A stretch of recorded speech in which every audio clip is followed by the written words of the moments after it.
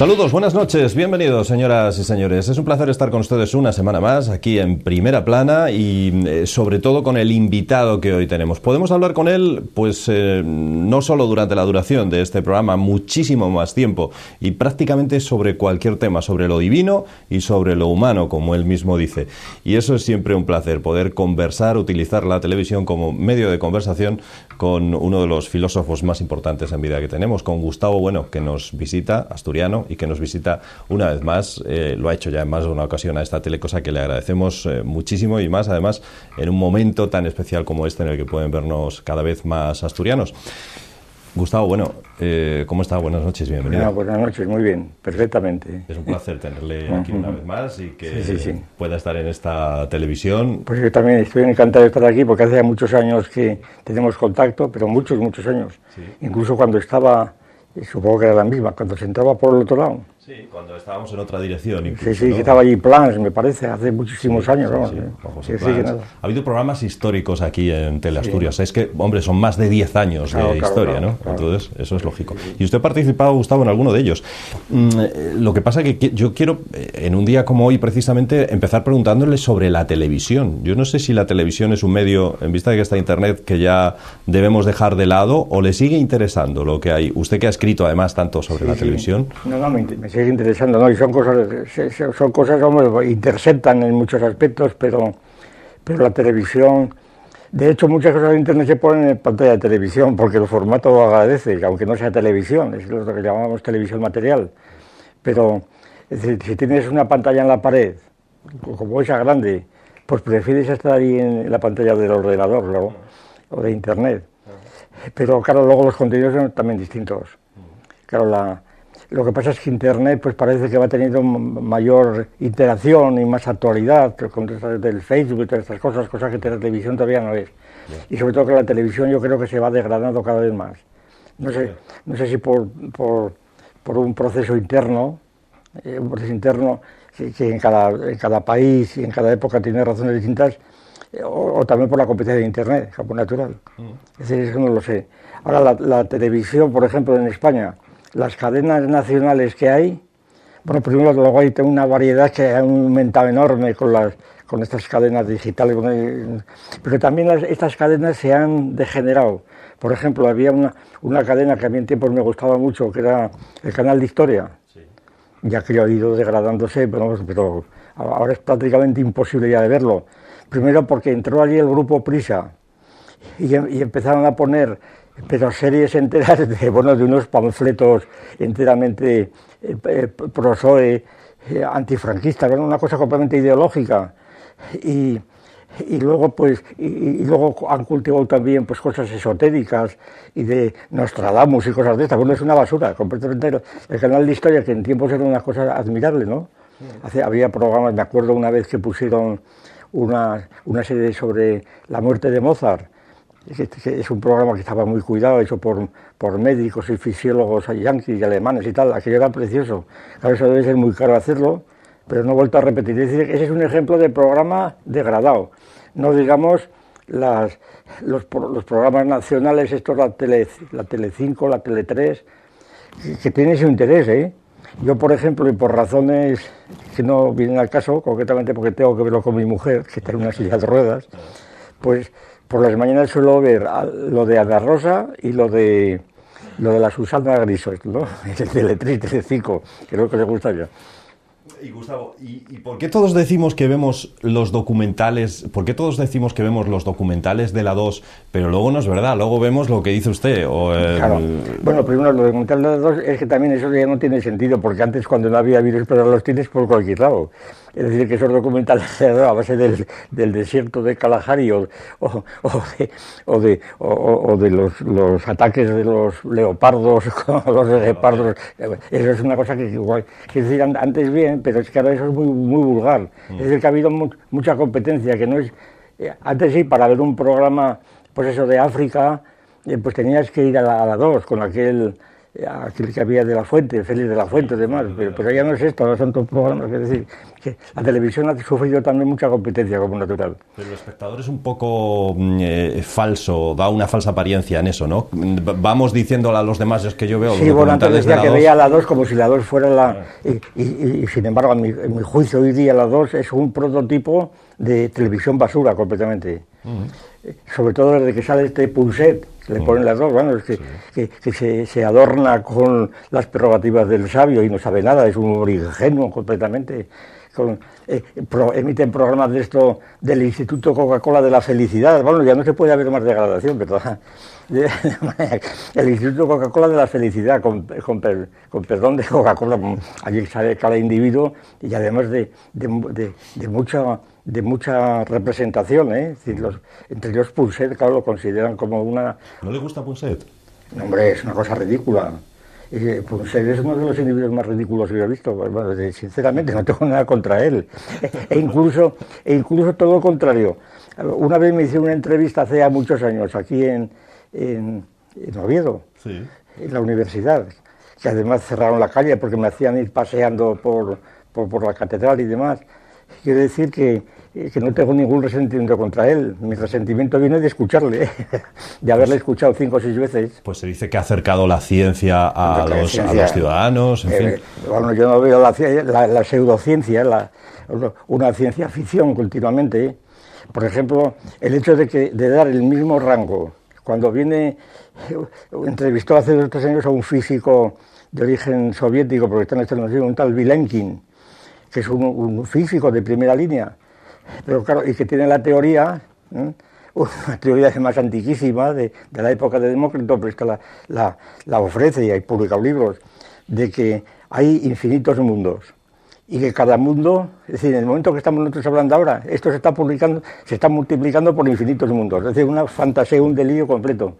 Pues le da el mismo crédito que le puede dar a Einstein, ¿verdad? Entonces, realmente, pues, si eso es acercar la ciencia, es acercar un delirio de un científico, sin crítica ninguna, sobre todo lo contrario, al revés, luego todas las cosas del cerebro, la actitud que tiene él ante los científicos, que ese es el mecanismo de veneración boba, ¿verdad? ¿Verdad? Cada vez que abre la boca un neurólogo, un físico, es que era completamente, o finge estar asombrado, ¿verdad?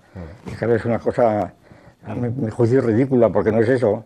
La ciencia necesita crítica, no estar ahí abobado, ¿verdad?, recibiendo las enseñanzas de los genios, que no son tales, es decir. Además, igual sirve para explicar la ciencia que para anunciar pan de molde, ¿no? Lo mismo, es una cosa...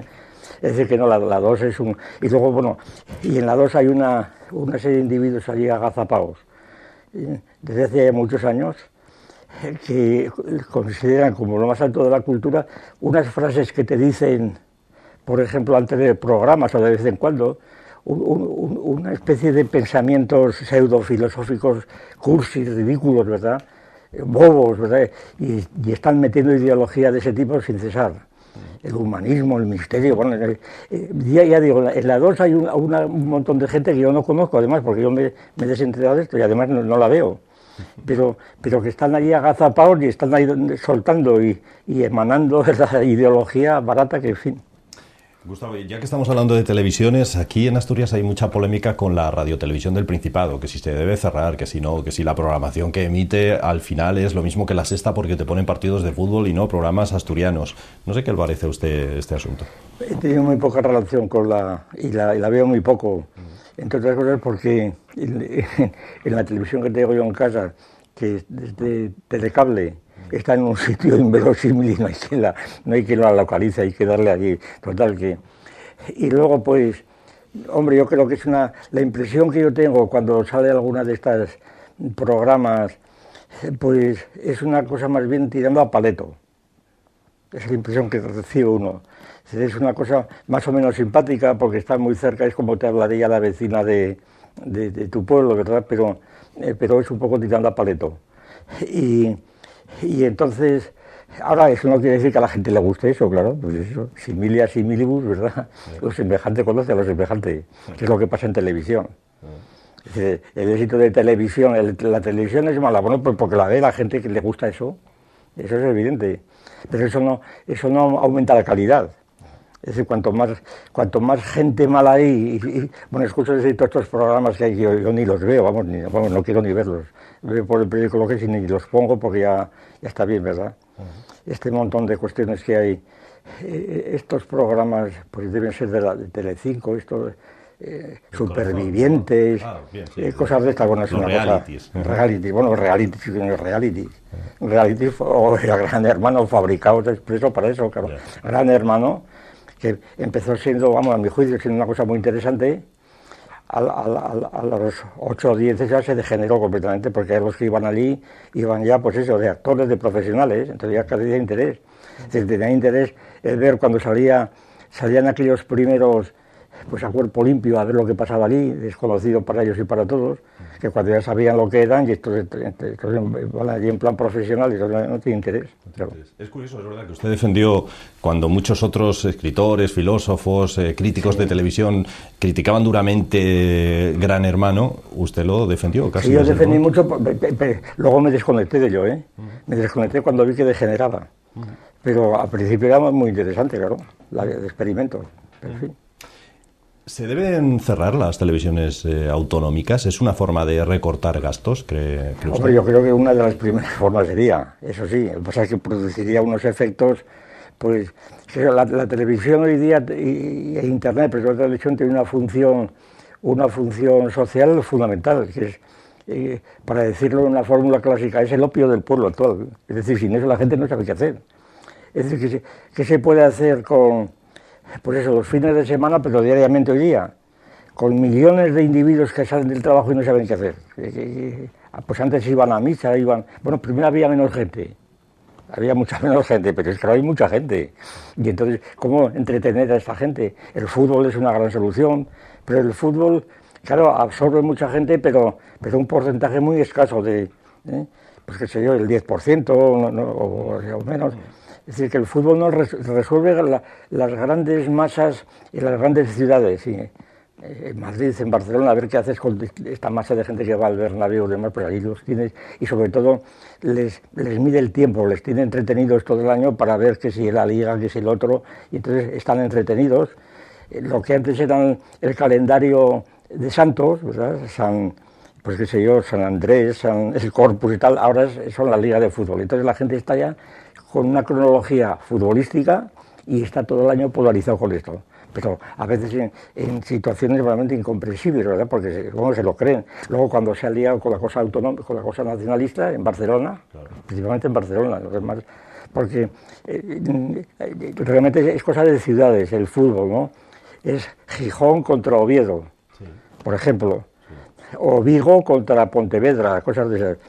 Pero no hay... el fútbol no es, por ejemplo, no es entre etnias. Alguna vez sí, el Celta de Vigo, ¿verdad? Pero yo no creo que haya más que en Vigo. El Celta de Vigo no hay qué sé yo, el fenicio, el fenicio de Alcoy, ¿verdad? Es decir, entonces son ciudades. De manera que las autonomías, el Barça ejerce una función mixta entre Barça y Cataluña, Barcelona y Cataluña. Pero Asturias, por ejemplo, no. Un partido de fútbol que fuera Asturias FC, pues no tendría éxito, porque son cosas muy difíciles de analizar. Pero quiere decir que el fútbol entretiene mucho a la gente, no solamente en el momento de verlo, sino que les ordena el tiempo. Ahora, la mayor parte del tiempo lo absorbe la televisión, los programas de corazón, los de hígado, que más da, ¿verdad? Son los que lechen, claro.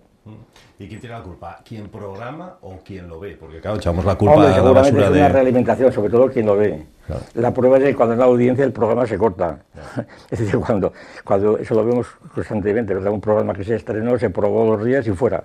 Claro, la cosa es evidente. Claro.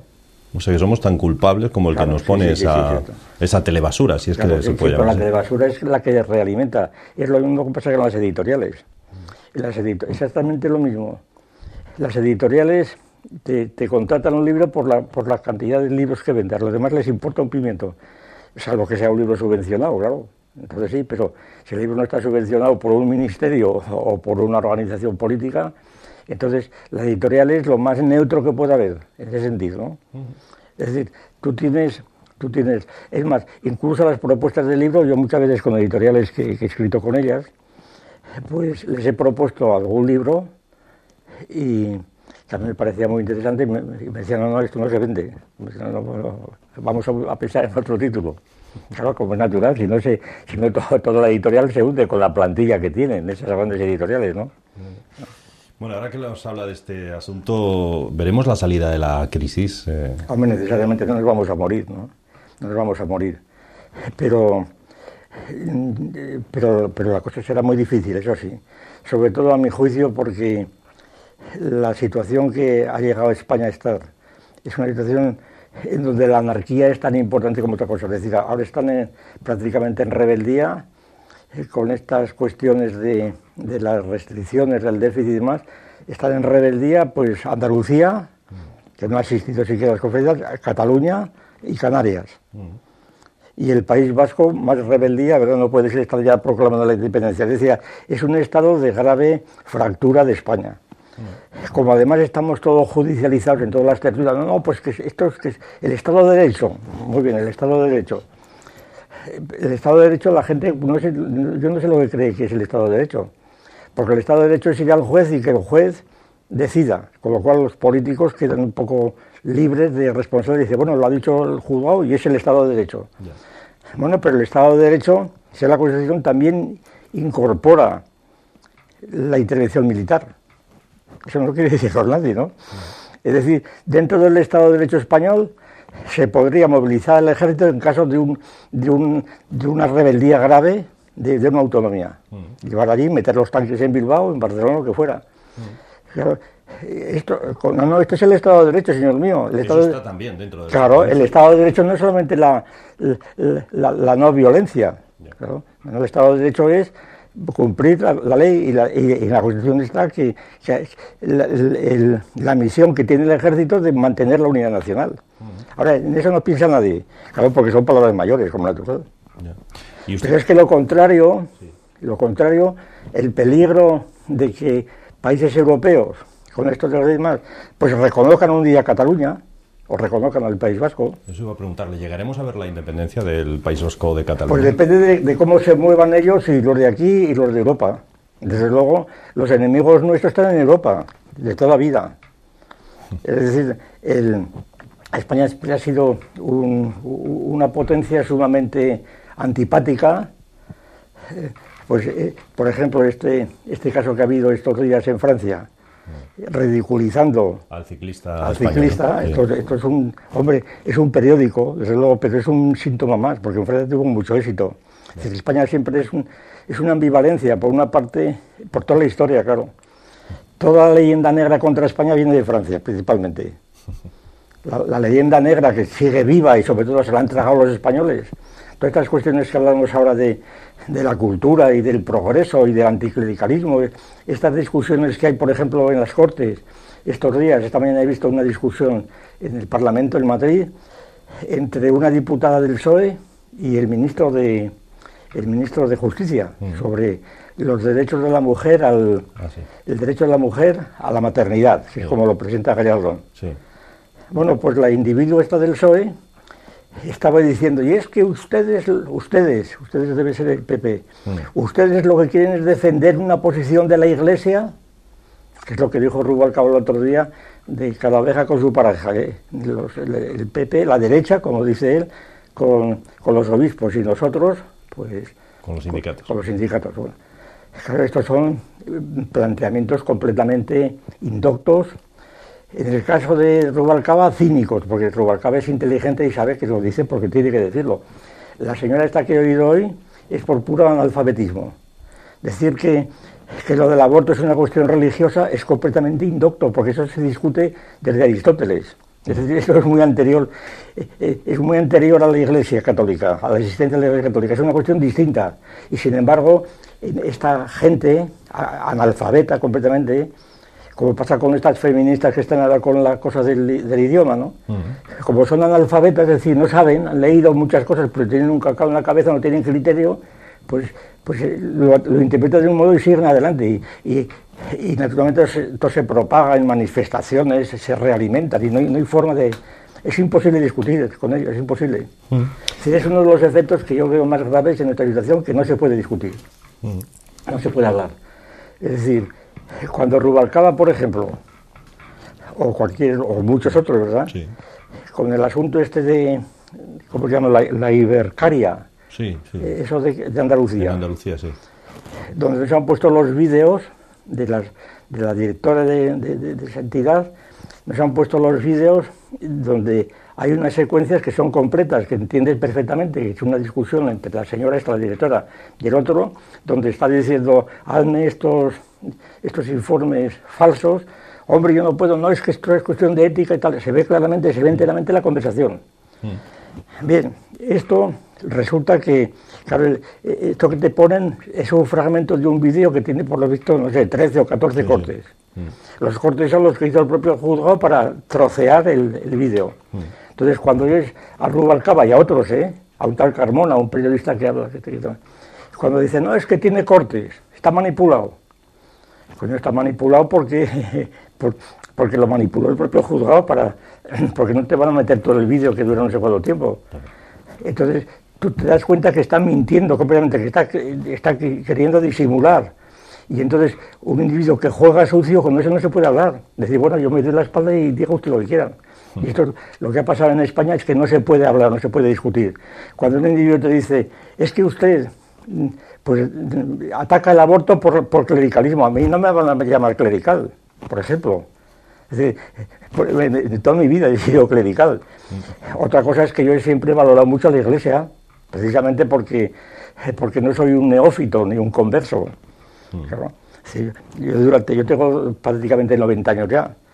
Yo he tratado con muchos curas, obispos, etcétera, y sé que entre el clero hay gente de primer orden, verdaderos sabios, así sabios, ¿verdad? Entonces, cuando has convivido con sabios, tú no puedes decir los curas son esto es pues simplemente que no los has conocido, no sabes lo que es eso. Sencillamente no sabes lo que es eso. Hablaba de lo que está ocurriendo en Andalucía, de todos esos casos de corrupción ya generalizada. Huele realmente mal, huele pero eso se lo niegan en redondo. ¿Ya? Se lo niegan totalmente en redondo los del PSOE, pero en redondo. Precisamente yo estaba estos días escuchando por interés más que nada, pues puramente dialéctico y retórico, a ver qué argumentos dan unos y otros, desde el punto de vista puramente lógico, al margen de los contenidos. Y entonces me he dado cuenta que, por ejemplo, hay una línea de defensa del PSOE, pero radical, hasta el punto de que el que la mantiene se enfrenta con toda la tertulia que son del PP, por ejemplo, en Intereconomía. Entonces, el que defiende al PSOE, que además lo llevan a Intereconomía, para que se vea que hay también libertad y demás. Entonces, la línea de defensa es la siguiente.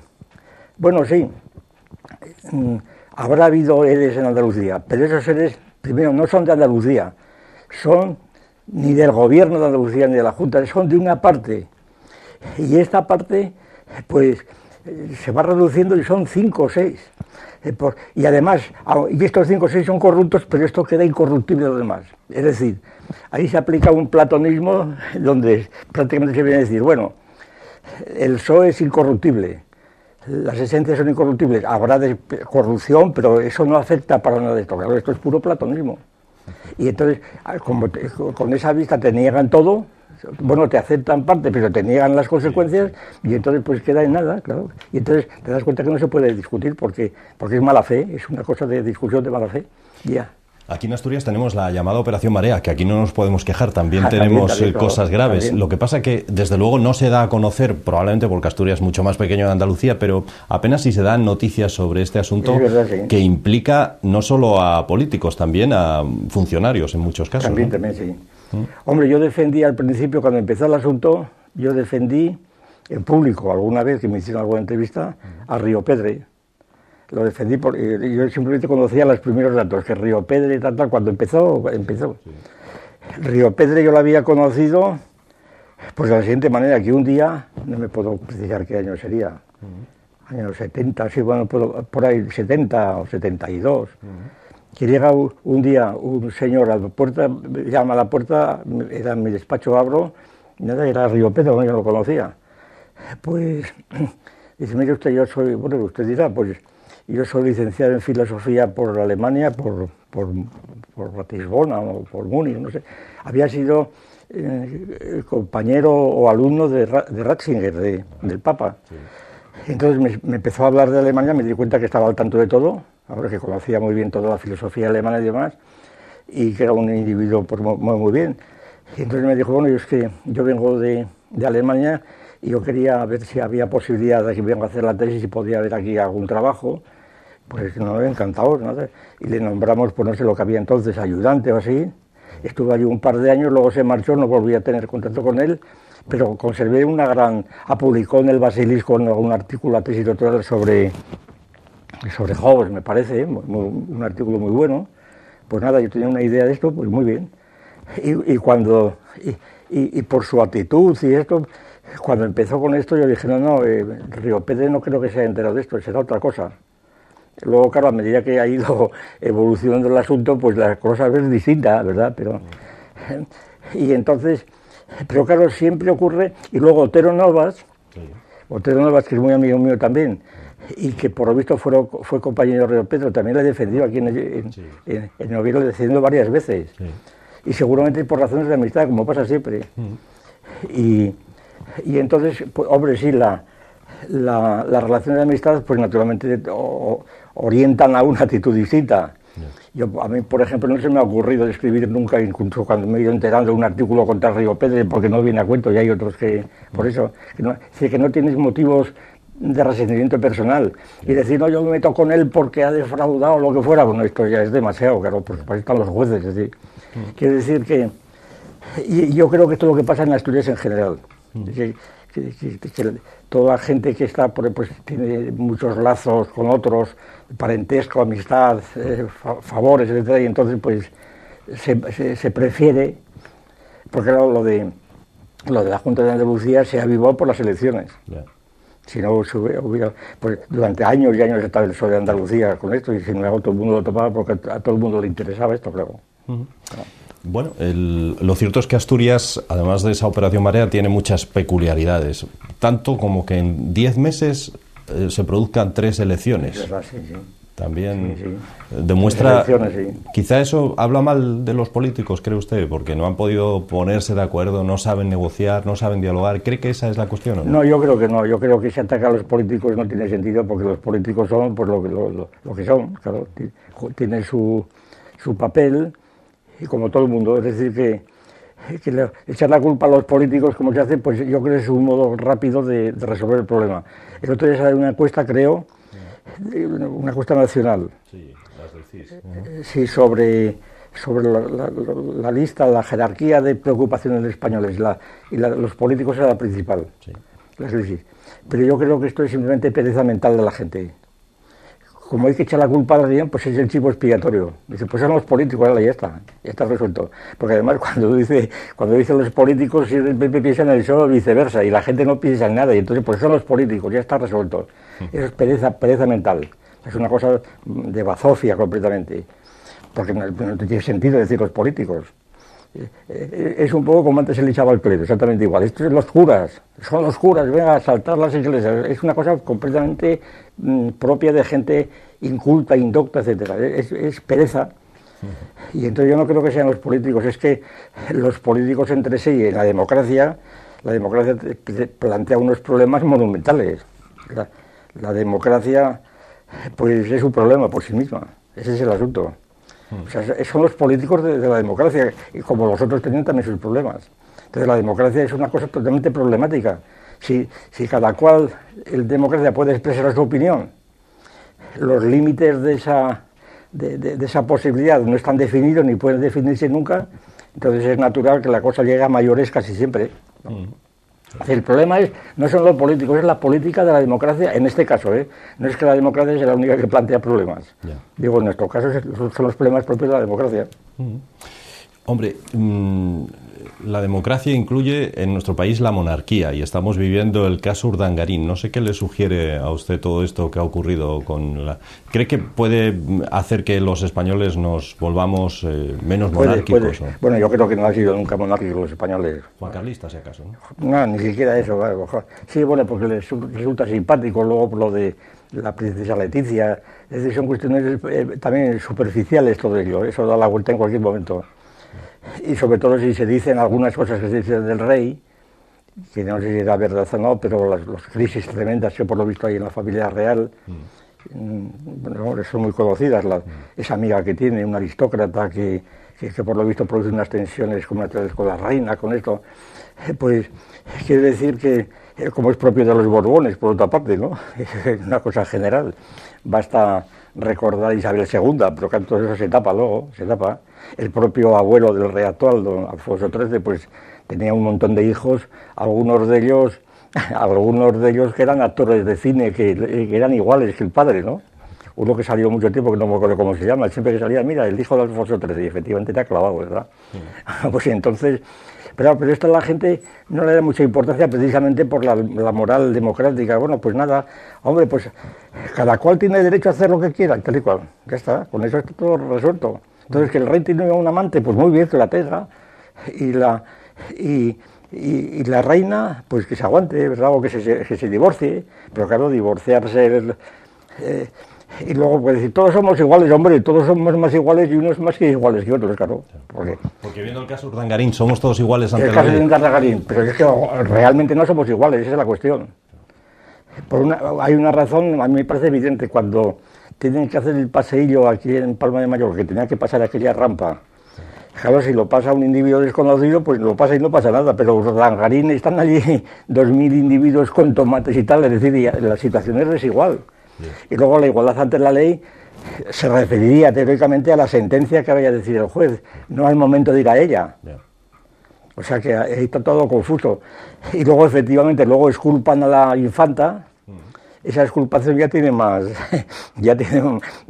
que discutir, ¿verdad? Porque no se sabe por qué la van a exculpar cuando figuraba al parecer en la sociedad y estas cosas, ¿no? ¿Cómo puede ser además que no se enterara de nada de lo que hacía su marido? Claro, si no se entera es medio tonta, claro. Y entonces habría que quitarle el infantado por ser medio tonta. Y como no lo es, pues entonces, bueno, ahí se ve claramente que no, que la igualdad. Pero claro, todos no somos iguales, claro que no somos iguales, pero ni ahora ni nunca, claro. Hay una igualdad puramente formal, en el sentido de que podemos votar, de que todo el mundo puede votar y en principio puede decir lo que quiera hasta cierto punto, ¿verdad? Pero luego el resto ya no es igual. Decían los estoicos, no hay dos hierbas iguales, y Laín repetía, no hay dos hojas iguales en el jardín. Es decir, además la igualdad es un concepto pues muy riguroso, muy bien estudiado en filosofía, en lógica, ¿no? La igualdad no existe en primer lugar. Cuando se dice son iguales, hay que decir, bueno, dame el parámetro. ¿Son iguales en qué? En peso, en tamaño, en velocidad. ¿En qué? ¿En qué son iguales? Hay que decir lo que fuera, ¿no? Y entonces la igualdad es una propiedad de relaciones, cuando las relaciones por ejemplo, relaciones de distancia, pues si son simétricas, recesivas y transitivas, entonces es igualdad. Entonces, cuando hablamos de igualdad, realmente no sabemos lo que se dice, la gente no sabe lo que dice. Y sin embargo, como la Revolución Francesa puso la igualdad en primer plano, pues somos todos iguales, muy bien, y unos más iguales que otros, es decir, no se sabe lo que se dice, la gente no sabe lo que dice. Porque quitadas las cosas más evidentes, como puede ser en un comercio, dime otra cosa igual a esta, pues ya sabes que el comerciante entiende pues que sea igual de precio, igual de calidad, igual de tal, ahí sabes los parámetros ya supuestos. Pero cuando estabas en un terreno mucho más amplio, como es el político, y decir todos somos iguales, no sabe usted lo que dice, o sea, que cállese. El Ministerio de Igualdad es de las aberraciones más serias que se han podido inventar. Poner un Ministerio de Igualdad, pero primero estudia lo que es la igualdad, ¿verdad? Estudia un poquitín lo que es la igualdad. Era la Viviana y el Zapatero, vamos, es una cosa realmente de locura, pero vamos, el Zapatero ya está juzgado, yo creo, por las elecciones y por la historia. Zapatero era un chigravis, como la Viviana, es justo decir, se le llenaba la boca con igualdad, pues nada. Pero además, por otro lado, dicen no existe esa igualdad laboral, por ejemplo, o económica, Bueno, por encima acotarla. eso, claro, pero en cualquier lado. Es que la igualdad hace falta el parámetro. La mujer sigue cobrando menos que el hombre, dicen. Y... Sí, pero esos son parámetros que se van dando, cobrando menos, y luego si se arrasca un poco, los que cobran igual tampoco cobran igual. Claro. Luego el principio que parece un principio, por ejemplo, una fórmula que se dice mucho, aquello de, ¿cómo se llama aquello? Aquella película famosa, hombre, ahora cuando lo digo, va a saber. Cuando de todo sea igual para que todo sea... todo sea igual. Esto es lo del gato pardo, ¿no? Así. Bueno, el que dice esto y lo repiten una y otra vez los periodistas y tal, demuestran sin darse cuenta que ellos que no han estudiado ningún capítulo de la teoría de las transformaciones, porque la transformación idéntica es precisamente cuando coges un cuadrado y empiezas a darle vuelta, ¿verdad?, un giro de 360 grados, todo sigue igual porque sigue siempre diferente. Es decir, que es otra transformación idéntica. Eso no tiene nada, eso siempre ocurre así, la transformación idéntica.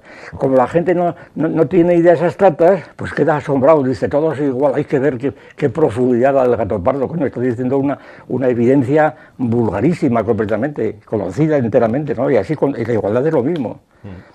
Son evidencias vulgarísimas, pero que la gente, como desconoce cuál es la estructura de esto y no piensa, simplemente repite fórmulas, pues ya está. Ministerio de Igualdad, ala, a ver qué pasa. Es decir, que en este otro principio, la igualdad consiste en que a las cosas desiguales hay que darles desigualdad de trato. ¡Qué barbaridad! Eso es fascismo, no sea usted imbécil, ¿no? Eso es lo que llama la igualdad geométrica. Es decir, aquella interpretación de la igualdad aritmética que se atribuía a los primeros revolucionarios, es decir, todos los franceses son iguales, venga, todos vestidos del mismo modo, igual que vivieran antes que en Marsella, ¿verdad? Hombre, no, porque allí hace mucho frío y aquí hace otro calor.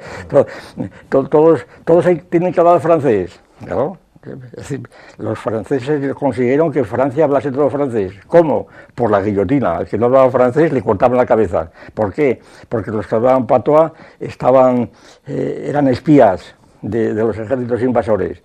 Entonces, claro, ahí se estableció la igualdad del francés, pero esa igualdad no agotó las desigualdades que tienen los franceses, incluso en el modo de hablar el francés. La igualdad es un concepto, es un mito completamente. Como luego se escribe en álgebra, dice A es igual a B, ¿verdad?, con el signo ese de recorde, y ella dice, no, esto es una cosa científica, coño va a ser científico. Nada de científico. Yo he publicado un artículo, precisamente, estos días, repasando textos matemáticos y lógicos con el signo este de igual a, que se lo inventó un inglés del siglo XVI llamado Recorde, porque decía que no había encontrado cosa más parecida y más igual que dos líneas rectas paralelas, ¿verdad? Y entonces inventó ese signo, que por cierto era mucho más largo de lo que ahora utilizamos. Pues me he entretenido estudiando diferentes situaciones donde aparece el signo igual. Allí la igualdad es distinta en cada caso, ¿no? Totalmente distinta.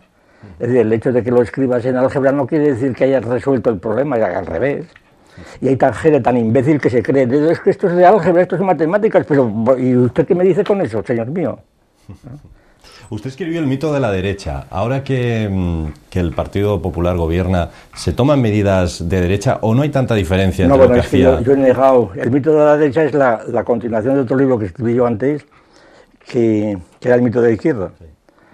El mito de la izquierda, pues es un libro que tuvo un éxito increíble, yo me quedé sorprendido. Y por tanto se vendieron muchas ediciones, pero sin embargo me provocó una cantidad de enemigos tremendos, como natural, pero enemigos a muerte, que todavía los tengo, ¿no? Y de gente primero que no había leído el libro o que sencillamente no se daba cuenta del tipo de argumentación, porque mi libro era puramente académico, no era un libro combativo, era un libro puramente para la eternidad. Ahora la gente no está para bromas, ¿verdad? No, este es un fascista, porque dice esta y tal. Bueno, pues entonces, y además el libro estaba escrito desde una perspectiva leninista, que es la segunda parte. Yo adopté la perspectiva leninista como terminología, claro, porque los soviéticos negaban la derecha y la izquierda. y Marx y Engels negaron, y Lenin, etcétera, y Stalin y Mao negó la derecha e izquierda, era una cosa del capitalismo.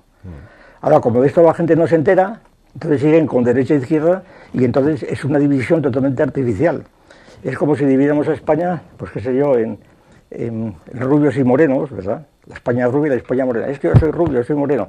No tiene más profundidad la distinción de izquierda y derecha en España ahora. Y según ese mito de la derecha, las medidas que está adoptando el gobierno del Partido Popular, ¿usted cree que lo son tal cual? O... Pues sí, primero son muy parecidas a las que adoptaría Rubalcaba. Eso iba a decirlo, pero es que no se diferencian entonces claro, de partidos de izquierda. Pero si es que no hay izquierda ni derecha, si es que tienes que hacer todo lo mismo. Si es que desde el punto de vista político las diferencias son más bien para mítines y demás, ¿verdad? Por eso tienen que sacar a la Iglesia. Porque la Iglesia, claro, lo que se llama la derecha suele ser los que admiten la Iglesia, ¿verdad? Y entonces, la conferencia episcopal, que dicen esto, entonces, de derecha, el criterio de la conferencia episcopal, claro, menos cuando sale Lutero o cuando sale lo que sea, entonces ya la cosa empieza a poner rara, ¿no? O como sale el padre Maciel o lo que fuera, ¿no? Entonces, pero claro, la conferencia episcopal no es el criterio de la derecha. Primero porque toda la Iglesia además, sobre todo últimamente con todo esto de la JOA y demás, pues tomó un rumbo completamente izquierdista y no digamos la teología de la liberación. Es decir, que entonces no es... Y la teología de la liberación pues será defensora del terrorismo. Yo he hablado con el padre Yacuría, uno que fusilaron en El Salvador, he tenido mucho trato con él en tiempos, y este pues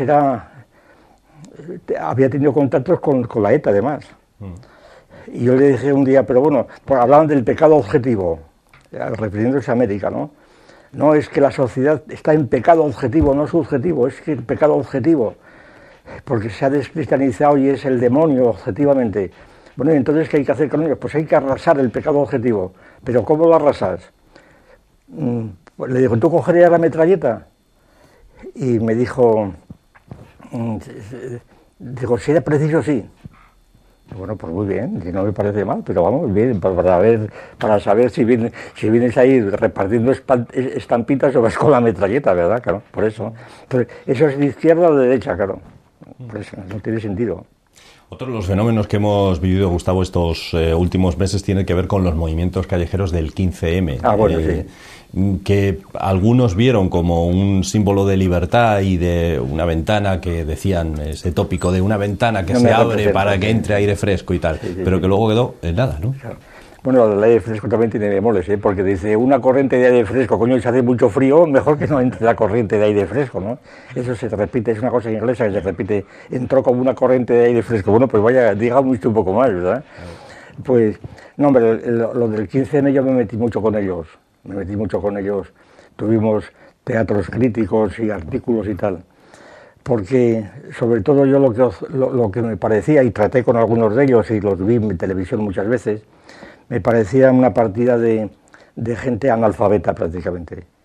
Además me acuerdo que escribí un artículo porque me recordaron enteramente unos movimientos de albigenses más que había en Francia en el siglo XII y XIII, ¿verdad?, que era exactamente lo mismo. Era una protesta prácticamente nihilista, lo que se llama ahora antisistema, basada sobre el concepto de la representación, que no se habían ni molestado saber lo que era la representación, ¿verdad? Y entonces, como no conocían nada, citaban a Rousseau, pero no habían leído, porque Rousseau es el crítico principal de la democracia, Rousseau, la democracia representativa. Es decir, que entonces era una gente tan analfabeta que decir, bueno, mire, vengan ustedes a un curso y luego hablamos. Pero primero yo no puedo, es imposible hablar con ellos. Luego, de hecho, se ha ido deshinchando el asunto, porque fue aprovechado rápidamente por movimientos, el PSOE sobre todo intentó aprovecharlo, Izquierda Unida, ponerse a la cabeza de la procesión, pero eso se hace siempre. Y ya esto se ha ido deshinchando porque el libro que tenían de cabecera, no me acuerdo cómo se llamaba, un belga, el Hugel, no sé cómo se llamaba. Esto es una basura, vamos, este libro es una cosa increíble. Claro, pero por eso mismo, este libro, que yo lo he leído y lo he estudiado, esto es una basura, es para tirar la papelera, es una cosa incomprensible, ¿verdad? Como una serie de sandeces vagas, estúpidas, vacuas, puede haber servido para esto, ¿no? Pues porque tenían donde agarrarse, porque no decía nada y cada uno lo interpretaba con su modo. No nos representan. Claro, y luego vienen las elecciones al poco tiempo y votan ahí, pues qué sé yo, 20 millones de españoles, entonces ¿qué pasa? ¿Estás insultando a los demás? Pues no. Es decir, yo creo que son movimientos que demuestran pues cómo está la sociedad en general, que es cada vez más polarizada entre una multitud de gente demócrata del pueblo, analfabeto prácticamente, disimulado porque va bien vestido, va mejor vestido, con indumentos industriales, porque la comida está igualada, vamos, en las formas de los supermercados, y porque todo el mundo ve la televisión, y entonces todo el mundo le suenan pues actores, y te dice una frase de Goethe cuando pesca, no sabe quién es, pero qué mal la dice, porque le ha gustado, y entonces la impresión es que hay un nivel cultural muy alto y no es así, porque la gente no es más que la pura superficie. Y entonces se ha roto completamente la posibilidad de dialogar, es imposible. El modo de dialogar en el Parlamento es el insulto, continuamente, están insultándose unos a otros, no hay otra forma posible, pero insulto, y no se da usted cuenta, tal, es el insulto permanente. Y entonces se ha roto, lo mismo pasa en la universidad, se rompió la cortesía académica que se llamaba, es insultarse unos a otros. Digo, usted es un majadero, usted es analfabeto, tal. No se puede seguir hablando. Pero estos jóvenes del 15M se suponía que estaban bien preparados, titulados universitarios. Pues vaya cosa que me dice. Vaya, el ser titulado universitario, bueno, absolutamente nada. Yo le puedo decir que en la facultad, cuando yo estaba, y ahora creo que está peor, yo hice un test una vez a los de quinto de filosofía que me dijeran lo que eran las categorías de historia y no lo sabían. Es que la universidad también se ha ido, por lo menos en las facultades de filosofía y de historia, ¿no? En programas hay un programa de Saber y Ganar, que hay gente que obtiene puntuaciones muy altas y que son muy buenos, se llaman los magníficos y tal, que yo lo veo mucho porque lo veo con mi mujer y es muy interesante para ver. Ahí se ve claramente también lo que ocurre. Hay gente que sí, que sabe muchas cosas, ¿no? Y hay gente muy bien formada. Pero a veces encuentras unos fallos incomprensibles.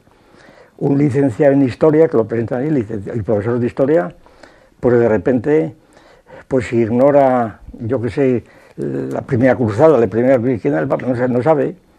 Otro que dice, que parece que sabe mucho de música, le preguntan el otro día que quién escribió el Clavecín bien templado y no sabía. Claro, son cosas garrafales. Y en cambio luego sabe muchas cosas de otras, entonces no tienen una formación. Es decir, un individuo que ha estudiado historia del arte no puede ignorar quién escribió el Clavecín bien templado. Es una cosa tan garrafal que vaya usted a tomar viento, ¿verdad? Y esto es lo que pasa en general. Hemos comenzado el programa hablando de televisión y hemos terminado también hablando de televisión, como no podía ser de otra forma en un medio como este. Gustavo, bueno, muchas gracias por estar aquí. Pues nada, a ustedes y nada, que siga esto adelante. Ojalá, esa es la intención. Muy bien, y muchas gracias por su apoyo. Muy bien. Y a ustedes, señoras y señores, agradecerles un día más, una semana más, su atención por estar con nosotros. Muchas gracias y muy buenas noches.